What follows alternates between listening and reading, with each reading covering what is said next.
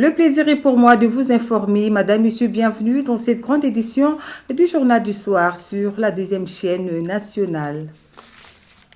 La situation sécuritaire dans l'est de la RDC et la coopération militaire avec la Belgique au menu d'une audience accordée ce jeudi 7 mars par le vice-premier ministre, ministre de la Défense nationale et ancien combattant Jean-Pierre Bemba Gombo à l'ambassadeur de la Belgique accrédité en RDC Roxane Bildering à son cabinet de travail. Georges Kissapindo signe ce reportage. Les vice-premiers ministres, ministre de la Défense nationale et ancien combattant Jean-Pierre Bemba Gombo a échangé avec l'ambassadeur de Belgique accrédité en République démocratique du Congo, Roxane de Bildering. Plusieurs points, notamment la situation sécuritaire dans l'est du pays, mais aussi les partenariats sur lesquels est engagé les royaumes de Belgique dans les domaines de la défense, ont fait l'objet de ces échanges. C'est pas le premier entretien avec le vice-premier ministre de la Défense, on s'est vu plusieurs fois. On a d'abord très évidemment échangé sur la situation à l'est du pays. Le vice-premier ministre nous a expliqué un peu comment les choses se déroulaient et les défis auxquels la RDC est confrontée évidemment avec ces offensives du M23 et des troupes rwandaises. Et donc il nous a expliqué comment il organisait la riposte et défendre les territoires. Alors nous avons aussi très longuement échangé sur le partenariat bilatéral. Donc la Belgique soutient les FARDC par toute une série de mesures et de programmes de soutien. Il y a bien sûr d'abord la formation d'une brigade de réaction rapide qui se passe à Kindu et dont en fait, le premier bataillon est même d'ailleurs déjà actif sur le terrain dans l'est du pays et un autre est pour le moment en train de terminer sa formation à Kindu. Et puis alors, vous avez aussi le renforcement de l'académie militaire à Kananga, qui est une académie qui a une histoire assez longue aussi dans le partenariat avec la Belgique. Et aujourd'hui, on relance les échanges avec l'école royale militaire en Belgique.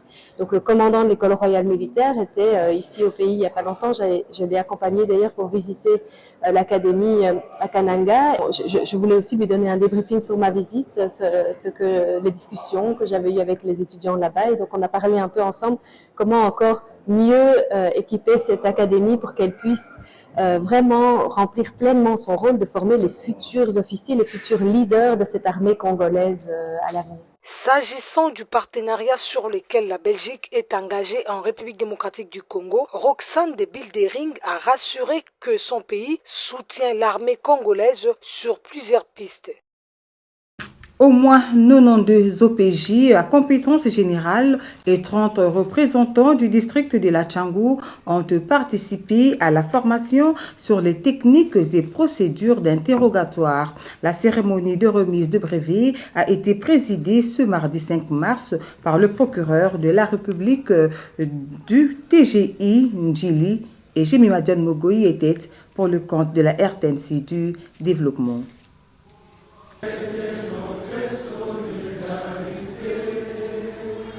Au total, 99 officiers de police judiciaire à compétences générales et restreintes ont bénéficié chacun d'un brevet après 4 jours de formation de recyclage sur les techniques et procédures d'interrogatoire. Au cours de cette cérémonie, le procureur de la République près le tribunal de grande instance de Kinshasa-Ndjili, Jonas Kisubi, a profité de l'occasion pour expliquer aux récipiendaires de l'importance du métier d'officier de police judiciaire.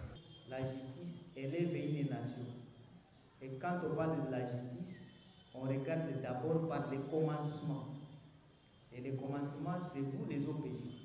Dans cette tâche, vous avez une mission très importante et un rôle prépondérant à jouer en ce qui concerne l'administration de la justice. Quelques participants n'ont pas manqué de livrer leurs impressions. Le sentiment que j'éprouve, c'est énorme. Je suis vraiment plein de joie. De ce que nous avons enfin prêté serment. C'est une journée de joie pour nous. Je sais que ce sont des épreuves de service qui nous ont été rendues selon les formations que vous nous aviez données. Nous sommes disposés maintenant de travailler pour rendre encore notre capacité au niveau de l'appareil judiciaire. Rappelons que tous les OPJ bénéficiaires de la formation étaient du ressort de la Tchangou. En éducation, le ministre de l'Enseignement primaire, secondaire et technique, Tony Mwaba Kazadi, a effectué une descente hier, mercredi 6 mars, au village Vénus, quartier Bibois, dans la commune de Lancélé, en vue de s'enquérir personnellement de l'évaluation des travaux et du rapport préliminaire de la commission Bon Gouvernement, Bon Syndical des syndicats de l'EPST. Justin Kankoundé et Fabrice Kenge pour le compte de la RTNC du développement. Lors de la réunion, les différents acteurs, dont Madame Christine Nepa, secrétaire générale à l'EPST, et le syndicaliste Bruno Tchibikilai, ont présenté l'état d'avancement des travaux et les actions prioritaires retenues par la sous-commission. Il s'agissait notamment du réajustement de la prime, de la gratuité des enseignants, du paiement des grades transposés. Les syndicalistes ont salué l'approche de Tony Mwaba qui consiste à associer les enseignants à la gestion des crédits et des actions prioritaires. Ils ont exprimé leur satisfaction quant à cette démarche participative et ont souligné l'importance de voir les engagements du gouvernement se concrétiser en actes pour le bénéfice des enseignants. L'enseignant a des problèmes, c'est vrai. Et là, je peux m'agenouiller devant le chef de l'État. Qu'ils prennent un peu le temps, une minute, venir là où les enseignants qui ont réussi la gratuité, parce que la gratuité, c'est lui, la gratuité, nous sommes artisans. Nous l'avons fait, elle est là. Nous voulons à ce que, dorénavant, tout ce que nous allons identifier comme ressources, ça puisse être intégré dans les états liquidatifs. Le ministre a souligné l'importance du dialogue sincère et de la transparence dans la gestion des ressources allouées au sous-secteur de l'EPST. Il a également encouragé la collaboration entre le gouvernement et le bon syndical en vue de prendre des décisions éclairées et répondre aux besoins des enseignants. Nous faisons un travail à l'interne pour savoir qu'est-ce qui a été accordé à notre ministère comme allocation budgétaire exercice 2024. Et avec cette allocation, qu'est-ce que nous pouvons faire? Quelles sont les actions que nous pouvons décider ensemble pour exécuter et rencontrer les différents problèmes que nous avons dans notre sous-secteur. Cette visite du ministre Tony Mwaba a donc permis de faire le point sur les travaux de la commission paritaire et de souligner l'importance de la collaboration entre les acteurs du secteur de l'éducation dans le but d'améliorer les conditions de travail des enseignants et la qualité de l'enseignement en République démocratique du Congo.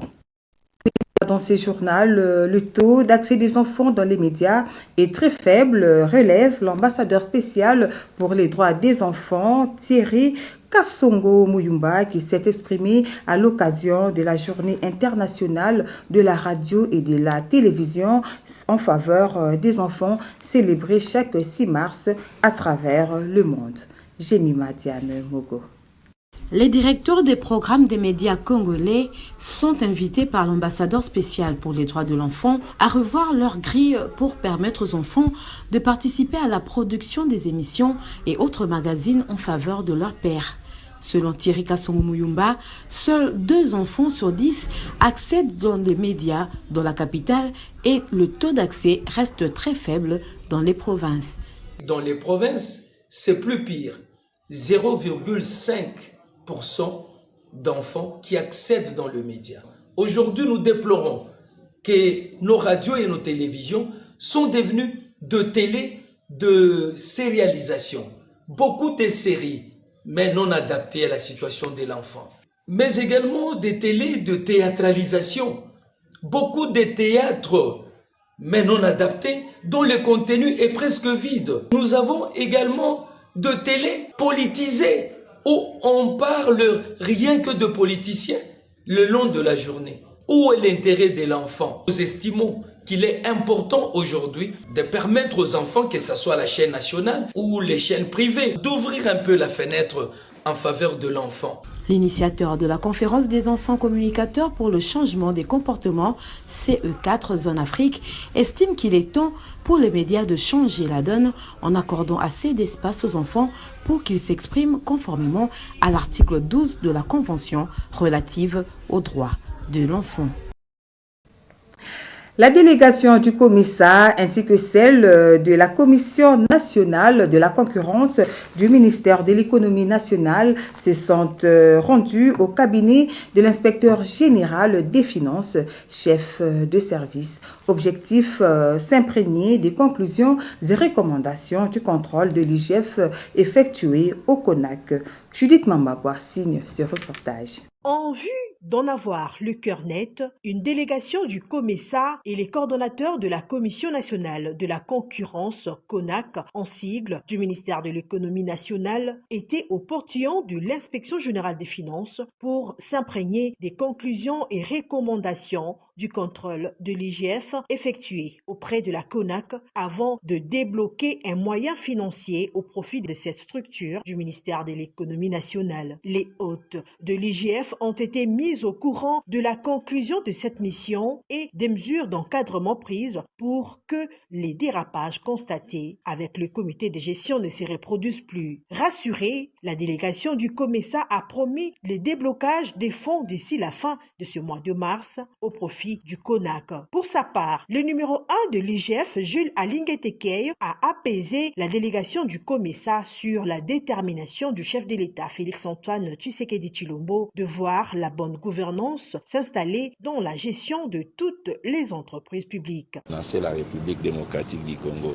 Et nous leur avons donné les assurances qu'il y a eu un audit et le comité qui était là a été démis de ses fonctions. Il y a un nouveau comité qui a été mis en place. Les recommandations ont été faites, qui sont en train d'être matérialisées et que l'inspection générale des finances sera toujours là pour veiller à ce que les moyens qui sont en train de mettre à la disposition de la CONAC puissent être bien utilisés. Pour tranquilliser davantage le COMESA, l'inspection générale des finances a promis d'envoyer une mission de la patrouille financière dès la semaine prochaine au CONAC RDC en vue d'une surveillance accrue de toutes les opérations financières du ministère de l'économie nationale. Nous sommes pendant le mois de la femme et si nous nous intéressons à la dimension spirituelle du combat de la femme à partir des Saintes Écritures, nombreuses sont celles à l'instar d'Ève, d'Abigaïl, Anne, Déborah, Esther, Marie-Mère de Jésus, dans la vie peut nous enseigner des leçons positives, mais peut-être aussi négatives. Guy Oloumé, à travers cette chronique, nous éclaire sur le rôle joué par certaines d'entre elles. Suivez. C'est avec une grande joie que nous accueillons les jeunes mariés. Si la femme est célébrée à travers le monde, dans le cadre du mois de mars dédié à la femme, cela est dû aux valeurs qu'elle doit incarner dans la société. Comme dit un adage, éduquer une femme, c'est éduquer toute une nation. Depuis les temps antiques, bon nombre de femmes ont fait montre des valeurs positives qui leur ont valu des éloges et constituent des modèles aux femmes de notre époque.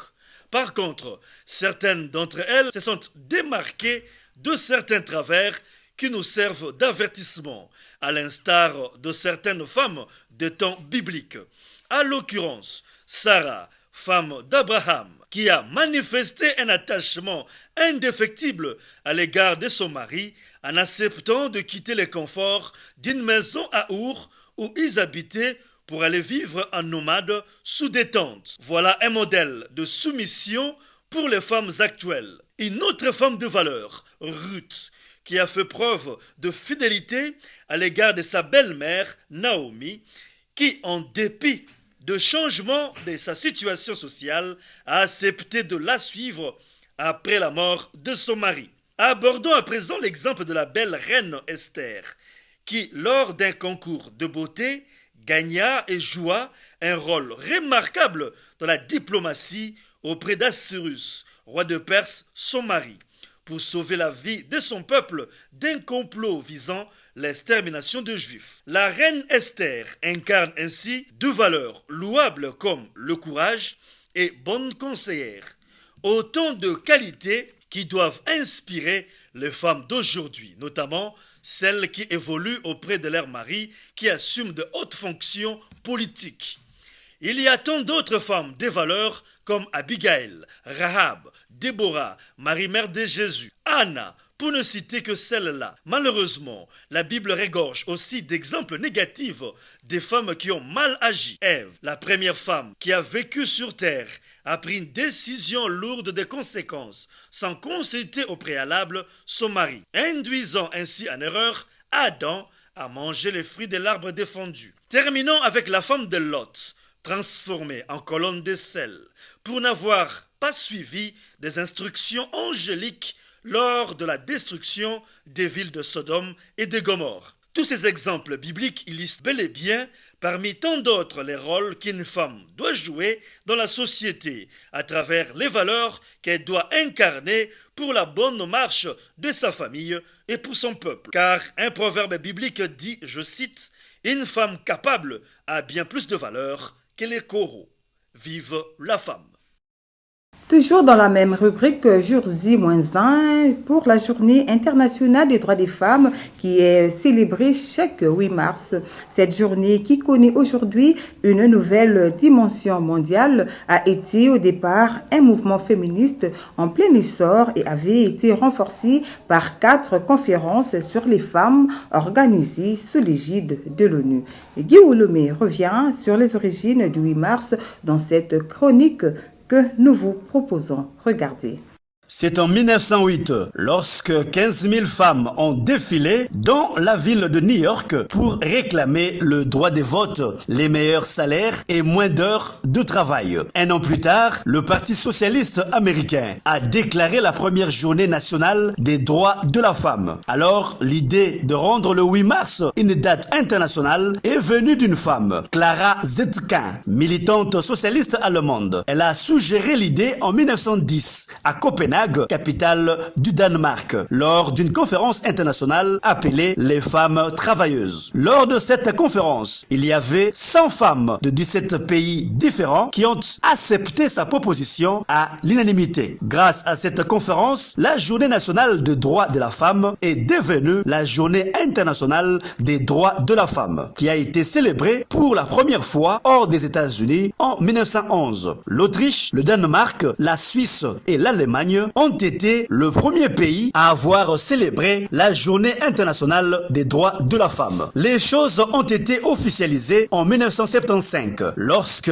les Nations Unies ont commencé à célébrer cette journée. Le premier thème adopté par les Nations Unies en 1996 était « Célébrer le passé, planifier l'avenir ». Fin de citation. Aujourd'hui, la journée internationale des droits de la femme est devenue une date permettant de célébrer le chemin parcouru par les femmes dans la société, en économie et en politique. Tandis qu'à la base, la journée internationale des droits de la femme s'est manifestée par des grèves et des manifestations organisées pour sensibiliser les gens face aux inégalités persistantes. La date choisie du 8 mars n'était pas au départ l'idée de Clara Zetkin. Cette date a été officialisée en 1917 lors d'une grève pendant la Première Guerre mondiale, lorsque les femmes russes ont exigé du pain et de la paix. 4 jours après les débuts de la grève des femmes, le César, titre porté par les empereurs de la Russie, les souverains serbes et bulgares ont été obligés de céder et les gouvernements ont accordé les droits de vote aux femmes. La date à laquelle a commencé la grève des femmes était le 23 février dans le calendrier julien. Et dans le calendrier grégorien, ces jours étaient le 8 mars, date à laquelle est célébrée la journée internationale de la femme. La commune de Kinsenso, dans le district de Moamba, est butée dans des graves difficultés sécuritaires orchestrées par les bandits urbains appelés communément Koluna. Jonathan Kalinda signe ce reportage. Le banditisme urbain se porte bien dans plusieurs communes, quartiers et avenues de la ville-province Kinshasa et particulièrement dans la commune de Kinsenso. Il ne se passe pas un seul jour que des jeunes désœuvrés, communément appelés Kuluna, ne sèment la terreur en ravissant des biens des paisibles citoyens jusqu'à blesser grièvement ceux qui ne veulent pas se laisser estorquer en plein jour ou la nuit tombée aux grandes dames de la population impuissante. Interrogé sur le phénomène et son ampleur dans cette municipalité, le bourgmestre actuel Godet répond. Le phénomène Kuluna, c'est en fait ce que nous appelons le banditisme urbain. Ce phénomène se vit à travers la République démocratique du Congo et principalement dans les villes où nous avons affaire à des badauds. On a affaire à des assassins, on a affaire aux cambrioleurs, affaire de toute espèce de bandits confondus. Et ce sont ces gens-là qui sèment la terreur dans nos villes. Et pour le cas d'espèce, dans la commune de Kisenso. Au bourgmestre de renchérir que la police devait être dotée de moyens humains et matériels efficaces pour faire face à ces phénomènes qui battent son plein dans cette municipalité. La police n'est pas impuissante. Vous savez, il faut donner à la police les moyens qu'il faut pour que celle-ci soit efficace. Donc il y a encore à la police un problème de la logistique, également un problème de motivation. Et ce sont des éléments assez primaires pour qu'un travailleur puisse donner le meilleur de lui-même. Il est vrai que Kisenso est considéré comme un bastion de ces malfrats, mais l'autorité municipale n'hésite à poser des actions pour essayer tant soit peu de trouver une solution à ces phénomènes qui insécurisent totalement la population. Seul le bourgmestre de cette municipalité ne pourra résoudre ces phénomènes. Il en appelle à la hiérarchie pour le renforcement des effectifs de la police et armement et aux parents de bien surveiller leurs enfants. Autre chose, grave incendie hier mercredi à la 12e rue Limité aux alentours de 11h dans les entrepôts de la société Plastico de Sol et Mortadella. Selon les témoignages recueillis, il n'y a pas de perte en vies humaines, mais les dégâts matériels sont énormes. Renate Moukoko pour plus de détails. Des cas d'incendie sont fréquemment enregistrés dans la ville-province de Kinshasa, qu'il s'agisse des maisons d'habitation, les boutiques ou autres bâtiments. Le dernier en date est celui abritant la société Plastico do Sol et Mortadella à la 12e rue. C'est autour des 10 heures du mercredi 6 mars que la population riveraine ainsi que les passants ont observé une grande fumée épaisse, noire, accompagnée de flammes s'échapper de ces bâtiments. Aucune perte en vie humaine, seulement d'importants dégâts matériels sont enregistrés. Les témoins rencontrés sur place ont fustigé la lourdeur et la lanterne de l'équipe anti-incendie pour joindre le lieu. Toujours est-il que l'incendie a été maîtrisé tard dans la nuit, mais la cause reste encore inconnue. Le souhait de la population est que le service des sapeurs-pompiers soit installé dans toutes les communes pour répondre rapidement lorsque des cas d'incendie sont déclarés. Toujours en société, zoom sur le quartier Kindobo dans la commune de Lancélé où les constructions anarchiques gagnent le terrain. La population de ce coin de la capitale lance un cri d'alarme aux autorités compétentes. Constaté par Fallon Malongi. Malgré la traque des autorités de la ville sur la construction anarchique dans la capitale, mais aussi le vente illégal de terrains et parcelles, le récalcitrant continue de s'entité. Illustration ici dans la commune de Sélé, au quartier Kindobo Park, où quelques avenues sont vendues, empêchant ainsi le passage aux paisibles citoyens de circuler aisément dans les quartiers. Une attitude qui démontre le manque de respect à l'autorité urbaine. Approchée par nos reporters, l'autorité coutumière dit ne pas être l'auteur de cette démarche.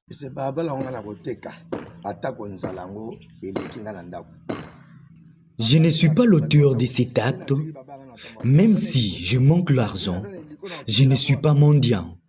Je connais mes limites, car celui qui est auteur de cette démarche n'a qu'à répondre de ses responsabilités. Que la justice fasse son travail.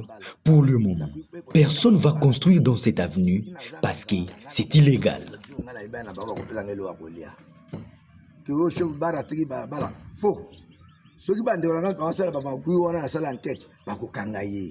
Les habitants de cette partie de la capitale demandent au gouverneur d'avoir aussi un regard sur le banlieue de la ville car un désordre organisé a élu domicile dans les secteurs fonciers.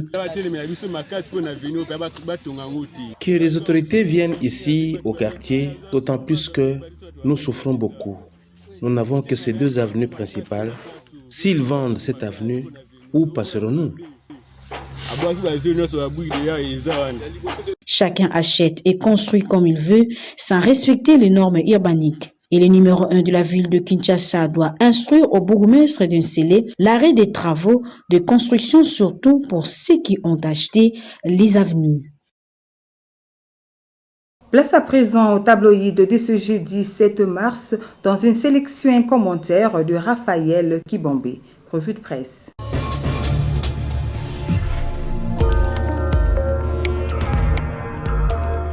Agression rwandaise, arrestation d'un groupe d'acteurs politiques traîtres. Mesdames, Messieurs, bienvenue dans cette balade des journaux parus dans la capitale RD congolaise ce jeudi 7 mars 2024. Démarrons avec Forum des As qui titre à la une « Plus de 14 heures d'incendie dans une usine à Limete ». Une épaisse colonne de fumée s'exhale depuis hier dans la concession de Congo Futur à la 12e rue du quartier industriel de Limete. Signalé aux environs de 10 heures, l'incendie s'est propagé au-delà des entrepôts de la société Plastico do Sol, une entreprise spécialisée dans la fabrication des plastiques. Aperçue dans les 4 coins de la ville de Kinshasa, la colonne de fumée a provoqué de frayeurs. À en croire le confrère, les flammes étaient si vives qu'elles ont embrasé des résidences privées environnantes sans toutefois causer mort d'homme, assurent des témoins. Jusqu'à tard dans la nuit, le feu n'était pas encore éteint. Agression rwandaise, nous le disions, arrestation d'un groupe d'acteurs politiques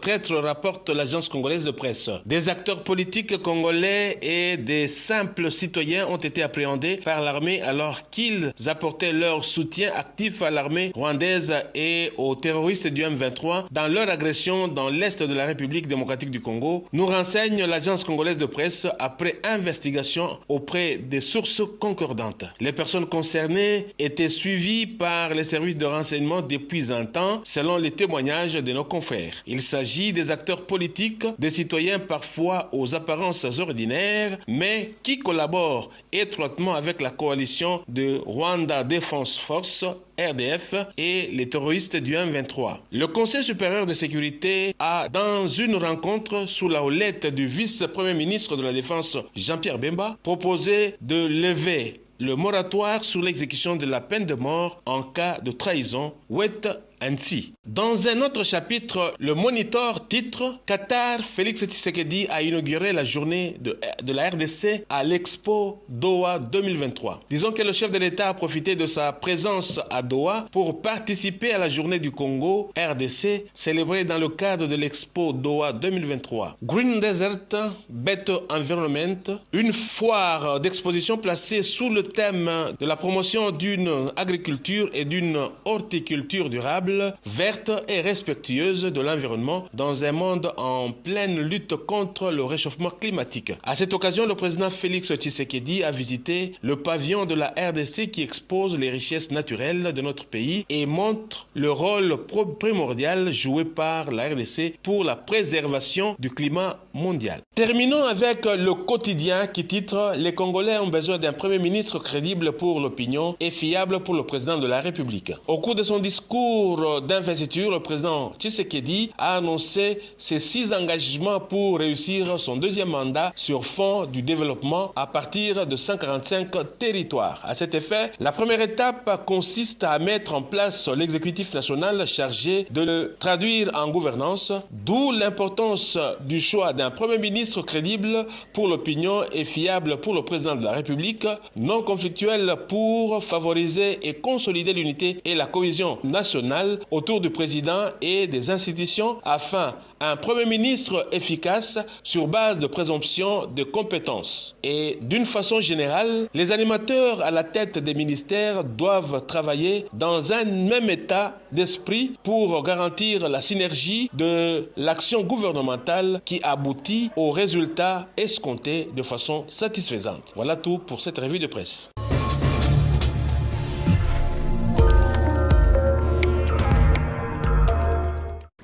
C'est par cette belle revue de presse que nous bouclons ce journal. Madame, Messieurs, merci de l'avoir suivi. Déjà, bonne fête de la femme à toutes les femmes du monde et particulièrement celles de la partie est de la République démocratique du Congo. Nous sommes de cœur avec vous. Au revoir.